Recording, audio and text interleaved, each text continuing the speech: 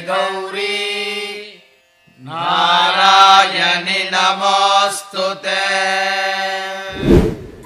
नमस्ते दोस्तों, अग्नि को साक्षी मानकर हम दोनों ने एक कसम ली थी कि एक दूसरे का साथ निभाएंगे जीवन भर, एक दूसरे का साथ देंगे जीवन भर। लेकिन ये अग्नि तो एक साल में ही ठंडी पड़ गई। अब तो हम एक दूसरे को देखना भी पसंद नहीं करते। सामने आ जाए तो ऐसा लगता है कि ये आदमी जिंदा क्यों है। और पता है, जिसके मिलने से आसमान से फूल बरसते थे, आज वही फूल कांटे बनकर मेरी जिंदगी को बर्बाद कर दिया है।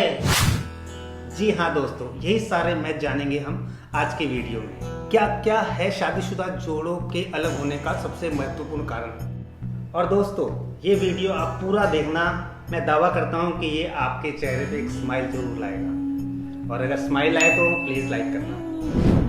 दोस्तों, नंबर पहला, आधुनिकीकरण। आज का युग हो गया है आधुनिक, और नारी के सारे अधिकार हो गए हैं समान। अब कोई भी परिवार या लड़की का पिता नहीं चाहेगा कि कोई लड़की ऐसे घर में शादी हो जहां पर उसका शोषण हो या उसके ऊपर अत्याचार हो अत्याधिक। इसलिए परिवार अपनी बेटी को पढ़ाना चाहता है ताकि वह अपना जीवन स्वतंत्र रूप से गुजार सके आज के युग में। और ये 100% अच्छा भी है। तो शादी के बाद भी लड़कियां कार्य पर जाती है और कमाने लगती है। इससे परिवार की आर्थिक रूप से बहुत ही सहायता होती है और बहुत ही अच्छा है। दोस्तों, ये तो आप सभी लोग जानते हैं कि हर घर के अंदर दुनिया में छोटी मोटी नोकझोंक तो होती ही रहती है। लेकिन जब ये नोकझोंक बहुत ही विकराल रूप ले लेती है तो लड़की तो कमा ही रही है, वो स्वतंत्र है, लेकिन जब वो बर्दाश्त के बहुत बाहर हो जाती है तो ये नौबत आती है। क्यों हो रहा है ये सब? क्या कारण है इसके पीछे? कुछ साल पहले ही ले लीजिए, हमारे खुद के माता पिता को ही ले लीजिए।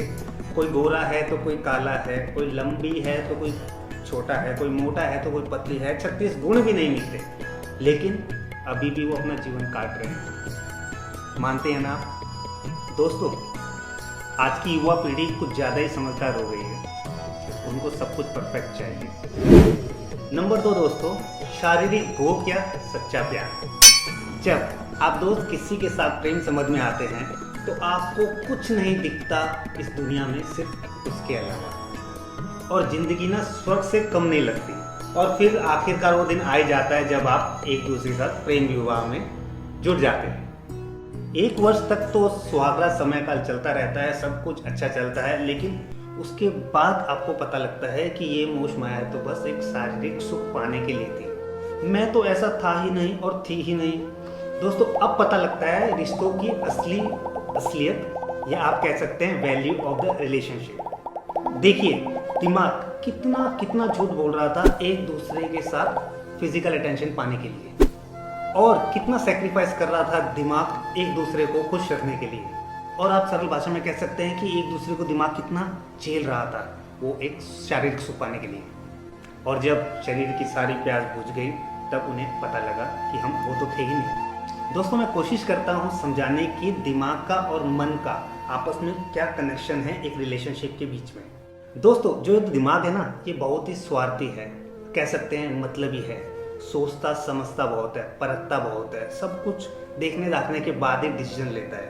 और इसमें बलिदान करने की क्षमता बहुत ही मात्रा में है हमारे दिमाग के अंदर। और मन बहुत चंचल है।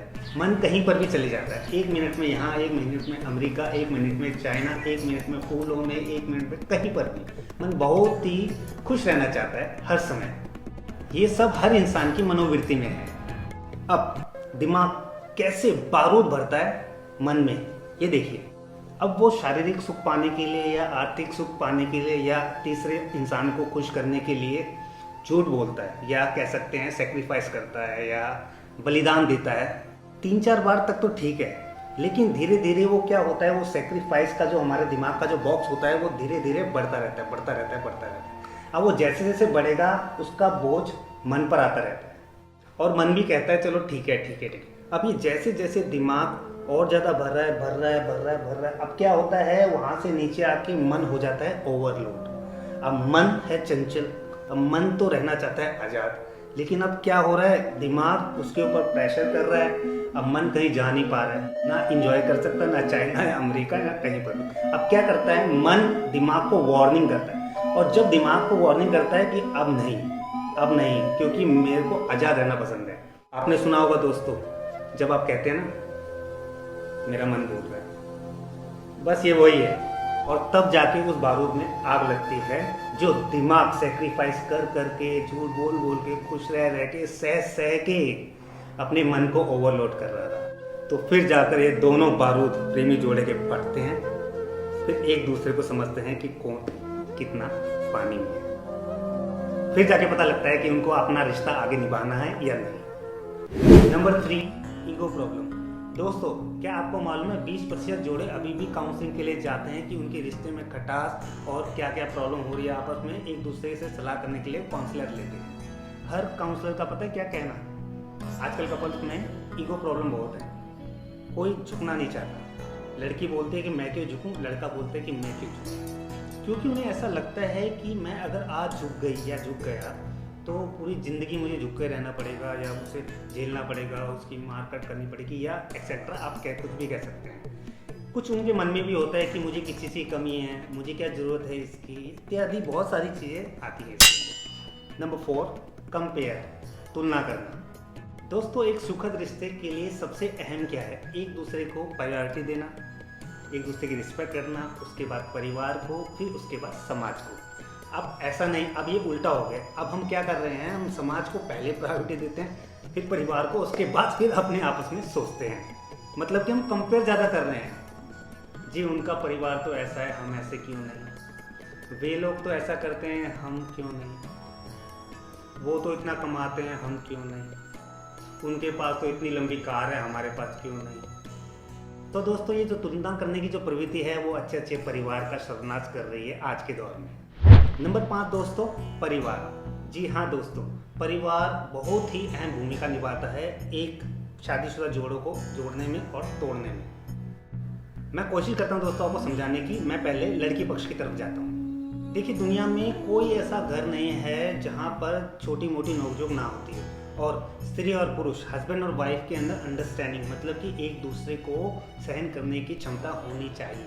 अब क्या होता है दोस्तों, कुछ छोटी मोटी नोकझोंक के कारण कई लड़की मायके चली जाती है और मायके में जाकर कहती है कि मेरा शोषण हो रहा है, मुझे सताया जा रहा है, मुझे जीने नहीं दिया जा रहा, मैं मर गई, मैं मर जाऊंगी वहाँ पर, फलाना फलाना इत्यादि।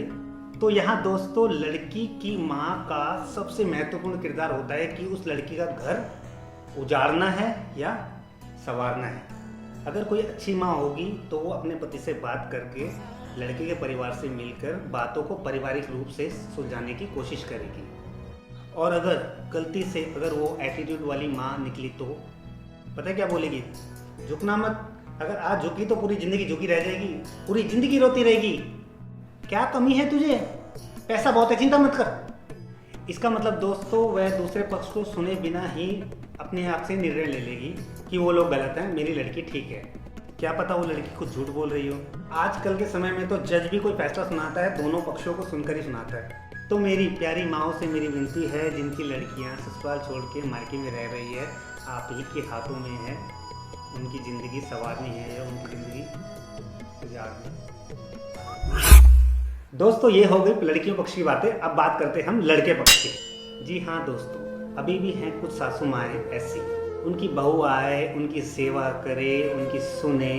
दोस्तों, मेरी बात को गलत मत समझना, मैं एक इंसानी मानसिकता की बात कर रहा हूँ कि जब वो सास अपने घर आई थी, वह सेवा करती थी, वह सुनती थी, ताने सुनती थी, मन लगा के सेवा करती थी, बहुत कुछ सहती थी, तो क्या होता है उनके मन में ना वो चीज़ें वास कर जाती है।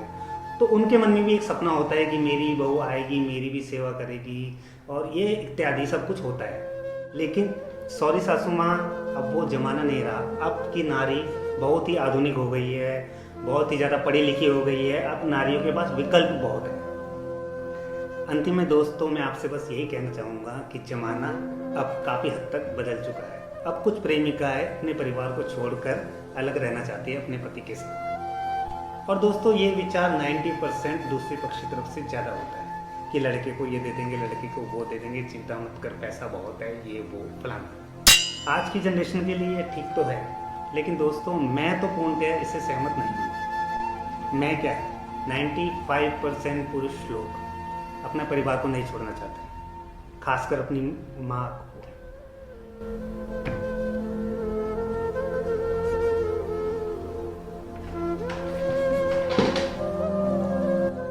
जी हाँ, अपने माता पिता को। वो भी चाहते हैं कि जैसे हमारे माता पिता ने हमको पाल पोस कर बड़ा करा है, कि उनकी पत्नी आए तो उनके माता पिता की सेवा करे बुढ़ापे में। और मैं उन बहनों से भी कहना चाहूँगा कि आने वाले समय में आप भी तो माँ बनेंगी। क्या आप चाहेंगी कि आपके लड़के को कोई आपसे छीन के ले जाए?